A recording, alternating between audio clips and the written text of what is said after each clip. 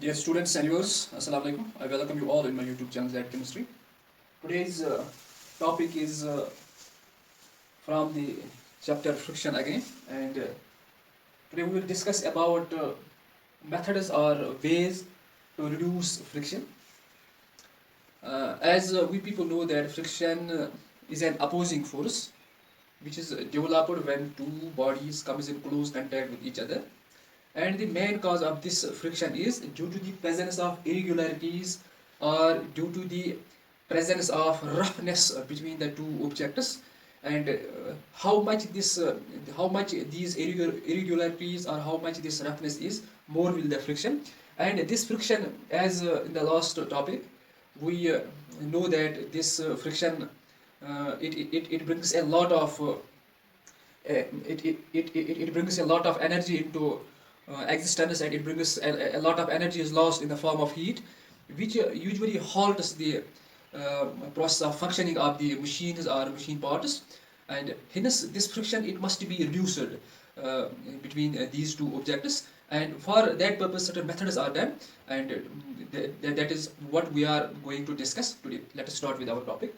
Now, ways of reducing friction. Friction is caused due to irregularities present between two objects when they come in close contact with each other, and this friction can be reduced by use of lubricants. Lubricants like grease or like oil for simple machines or for simple objects.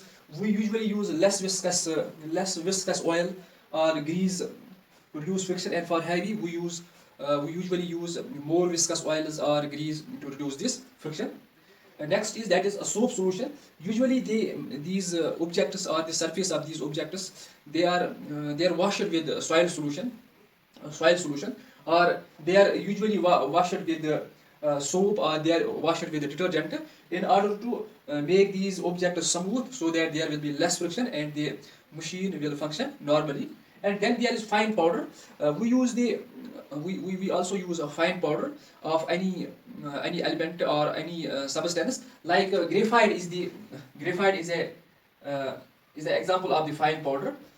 This provides the better way to reduce this friction. Besides this, the carom board cream, that is called as talcum powder.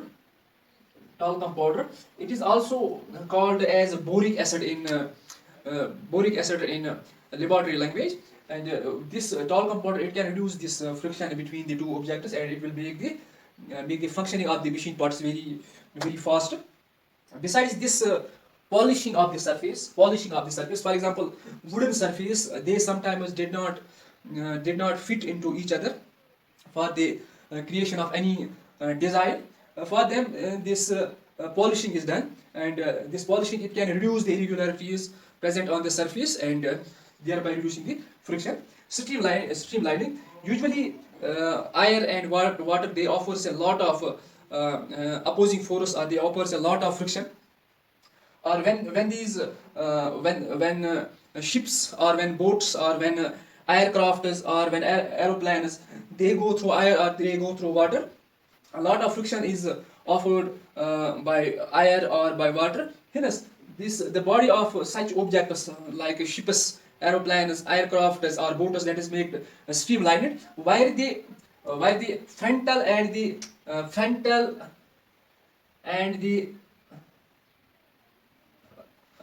part and the dorsal part they are made they are made alike, so that that particular shape is called as streamlining shape, and so that the less resistance will be offered by water, or less resistance will be offered by air for the movement of such objects. As we see in case of fish, the body of the fish is streamlined. That is why fish can easily cut through the water, and it can move to any direction of the water by this streamlining body.